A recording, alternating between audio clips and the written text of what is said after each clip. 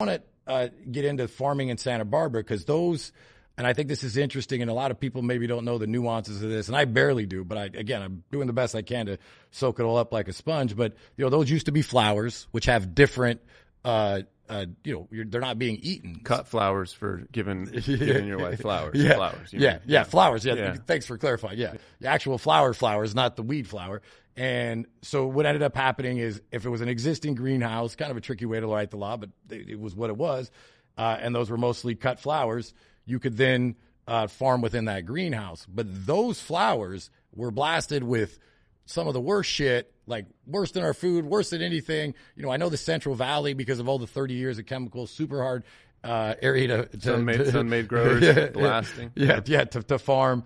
Santa Barbara is a super hard area to farm. From what I understand. So I just want people to appreciate and understand, and I want you to walk them through the process, what you have to do. And this is like, you're not going to apply it. Okay, check, easy, right? I'm not a scumbag. But you got to prevent against overdrift. You got soils issues. You got all sorts of stuff that you have to deal with. So how did you get your farm to a point where basically you were able to cock block out all the other chemicals and put patience over profits? Because, we've had conversations offline where you've destroyed 6 figures worth of biomass. Not a lot of people would do that. It was a very small batch that we had to let go yesterday. And even that, you're like, ugh. But at the end of the day, what went into retrofitting, I guess you'd call it, the grow area, and then how do you maintain it? And then, destroying product, just the amount of, money, not just money, but effort and sincere regard for the customer have you put in to your grow up there to make sure that, you're staying clean green, certified, Cat 4 certified, Echo, whatever you want to call it, up there at so farm. we are definitely not perfect. It's growing clean cannabis outside's tough. When you talk about the greenhouse issue in Santa Barbara, that's a separate issue than what we deal with in the north part of the county. We grow under hoops only, so it's more free air, like less control than those greenhouses. That's a different group. We used to hoop it up, man. We learned some tough lessons in those greenhouses in 2016 when pesticide testing was really starting to come online, where we were like, from some big brands today that were already producing out of those greenhouses, that we realized, oh, holy shit, this is dirty. And those are great brands still today that then went in and immediately cleaned the fuck up what they were doing, which was good to see. But that was probably that was our first $100,000+ scratch of what was in the containers. Came from some carp greenhouses. Anyway, what our issue is and why we're not perfect is because we have to farm in and amongst all the other farmers in the region. And food has different standards than weed. Food can use conventional pesticides. So the battle is, how much of Santa Barbara and North County can we turn to organic farming? Not just weed farming, but grape farming, because the region is notorious for wineries and grape growing for wine. How can we, and then it's notorious for great vegetables and great berries. So how can we get our neighbors and kind of push out and make sure that what's in our general vicinity is done organically? So that's cost us a lot of money. We've leased land next to us and adjacent to us, and so we could turn it in. And we've actually turned in total time, I think, and maybe don't like this, not a fact, but around 50 to 100 acres turned into organic land, because we literally went in and said, we do not want you growing those veggies next to us, please, and we will lease this at a higher rate so that you can I love it. So then we just fallowed it and grew some hay and the thing, and now it's organic. Yeah. So that's been a huge part of our responsibility. It's not easy. I just spent time. I don't think there's anybody else doing that, by the way. You're leasing There is. out. No, all the good, responsible Santa Barbara weed growers know, and they are just pushing out and seeing through their product as responsible. And the difference in Santa Barbara County is, though, our ag commissioner, who should have extreme oversight into the applications of pesticides, because you are required to report every 30 days what you've applied on any crop to the county of Santa Barbara. Every county in the state is required of the farmer to do that. And our ag commissioner here happens to be super dialed into what's getting reported for cannabis. So the whole entire region of Santa Barbara for weed growers is under an awesome microscope. The ag commissioner is watching. and is reviewing what's going on. So you have a really awesome region of farming. Los Alamos Gardens, I think, is who does classics. Like, they're fighting the good fight like us. Like, fuck, what are you guys spraying? When are you spraying it? And stay the fuck away from near our crops. And so they're ending up with good results. Yeah. And so this county, drift is hard to do that. Right? No, that's why I'm saying they're like pushing back. Hey, start. And so it's like, can't you just like switch to organic? Right. It's been hard because there's not a lot of money in organics. A lot of people don't realize, I just want to make this clear too, is so the application of Endeavor, so I hear from smart people, is the a branded pesticide. The pesticide Endeavor. pymetrozine, which is showing up, is a felony. So just because it doesn't show up on the DCC panel right now, the farmer who's applying it is engaging in felony conduct, right? And that's, here's the problem in cannabis farming. There's very little you can spray on the crop, like very little. And it's a good thing for the patients because this is the cleanest crop known to mankind in all of mankind's history of farming. The EPA controls labels for pesticides. If you make a pesticide as a corporation, you get it approved for certain crops. And there's not a lot of labels that are approved to spray on cannabis. And so what we're required to do is anything that we would ever want to use, even when we're making seeds, for instance, if we want to apply sulfur, which is a great element that's used in farming as a fungicide, it's an excellent thing. And it's an organic product, wettable sulfur. By our ag commissioner's reading of that EPA-controlled label, does not specify enough for use on cannabis, so we do not use sulfur in any of our farming now. Like, we have been cut off from wettable sulfur.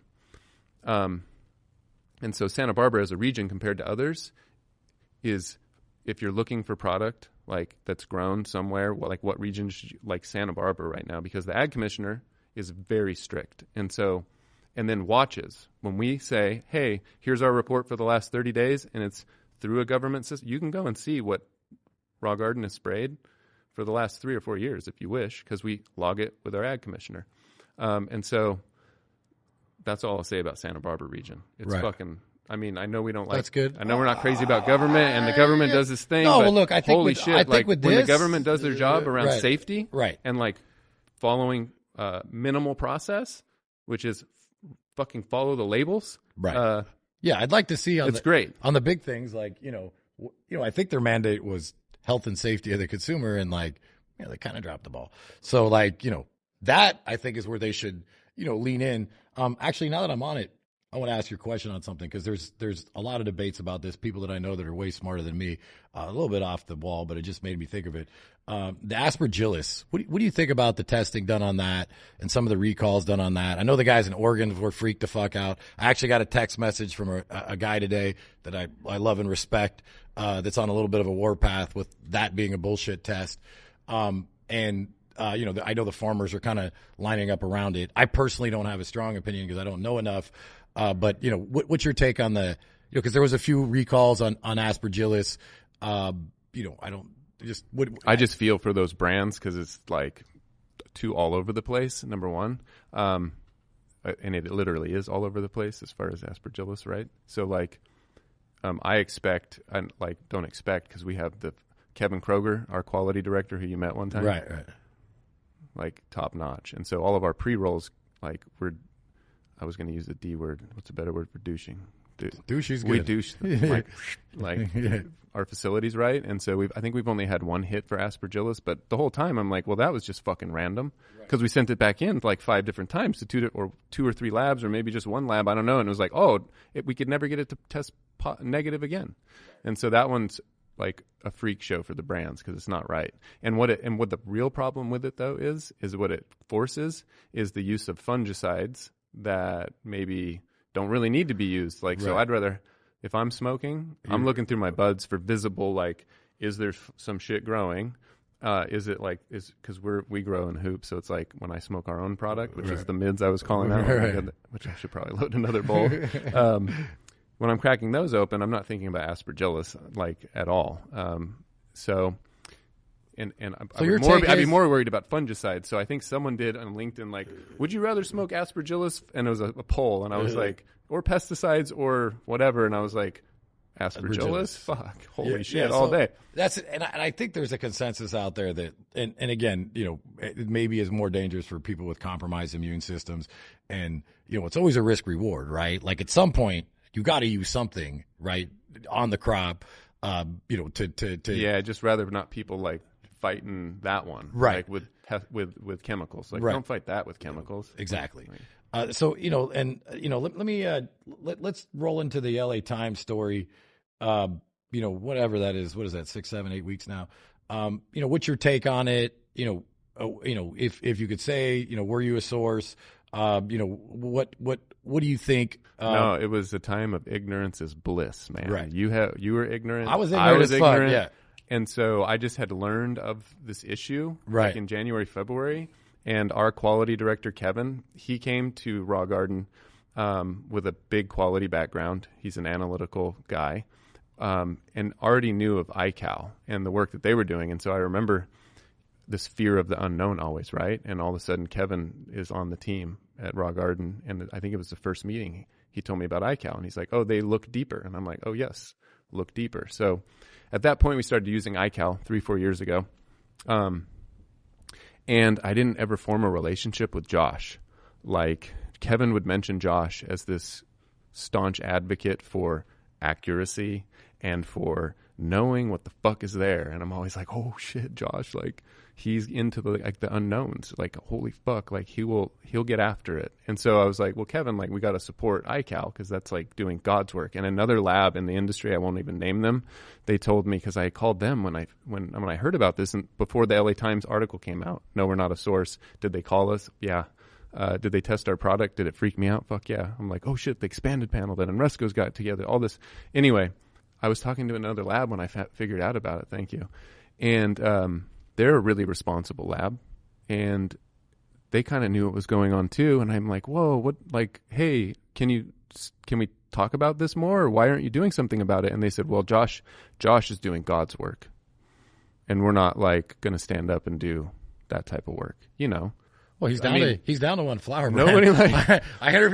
His COA work over the years has just dropped to nothing. Yeah, he doesn't do a lot of COAs because he's a brand that will fail. He'll fail you. He doesn't care. He does not fail. Care. That's my read on it. And I was a little bit of a skeptic at first. I'll be honest. But I'm a big believer. When people say the science, or they are the science. I've heard that in other areas before. You always got to be, I don't know, right? And so getting the opinion of, Thomas or Zach from Enresco, that's why you got to have a couple. Yeah, a couple of Yeah, you get everybody, you bring them all kind of in here. iCal. Yeah, exactly. And look, Alex been a good resource. Nate from Bel Costa, just getting all the different opinions and then trying to extrapolate from the opinions, what it is, and then taking back like half the time me and you have done it. But where I take it, hey, somebody said this to me. I'm not smart enough, to counter argument. If you want to, get deep into different cannabis abuse policy, let's fucking go or whatever. But on the testing stuff, I know I have my limits.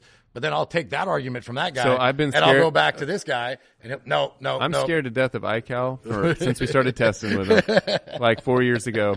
And it's like scary, right? But at the end of the day, you want to know the truth. I want to see. Right. Like we must see. And so that's why I think he's the truth. So that's my transparency is key for the patient. Right.